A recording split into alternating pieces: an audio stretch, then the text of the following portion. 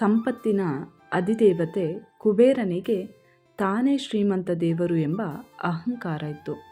ಹಾಗಾಗಿ ಒಂದು ದಿನ ಎಲ್ಲ ದೇವತೆಗಳಿಗೆ ಅದ್ದೂರಿ ಭೋಜನ ಕೂಟವೊಂದನ್ನು ಏರ್ಪಡಿಸುತ್ತಾನೆ. ಶಿವಪಾರ್ವತಿಯರನ್ನು ಆಮಂತ್ರಿಸುತ್ತಾನೆ. ಆದರೆ ಶಿವಪಾರ್ವತಿಯರಿಗೆ ಭೋಜನ ಕೂಟಕ್ಕೆ ಬರಲಾಗುವುದಿಲ್ಲ. ಹಾಗಾಗಿ ತಮ್ಮ ಪುತ್ರ ಗಣೇಶನನ್ನು ಭೋಜನ ಕೂಟಕ್ಕೆ ಕಳುಹಿಸುತ್ತಾರೆ. ಭೋಜನ ಕೂಟದಲ್ಲಿದ್ದ ಎಲ್ಲ ತಿನಿಸುಗಳನ್ನು ಗಣೇಶ ತಿಂದು ಖಾಲಿ ಮಾಡುತ್ತಾನೆ.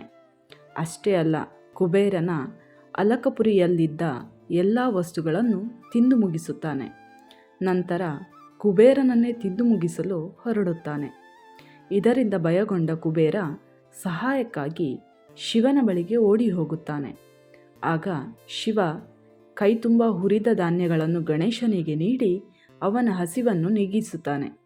ಆಗ ಕುಬೇರನಿಗೆ ತನ್ನಲ್ಲಿರುವ ಅಹಂಕಾರದ ಬಗ್ಗೆ ಅರಿವಾಗುತ್ತದೆ. ಈ ವಿಡಿಯೋ ನಿಮಗೆ ಇಷ್ಟ ಆದರೆ ಲೈಕ್ ಮಾಡಿ, ಶೇರ್ ಮಾಡಿ, ಹಾಗೆ ಸಬ್ಸ್ಕ್ರೈಬ್ ಮಾಡೋದನ್ನು ಮರಿಬೇಡಿ. Thank you for watching.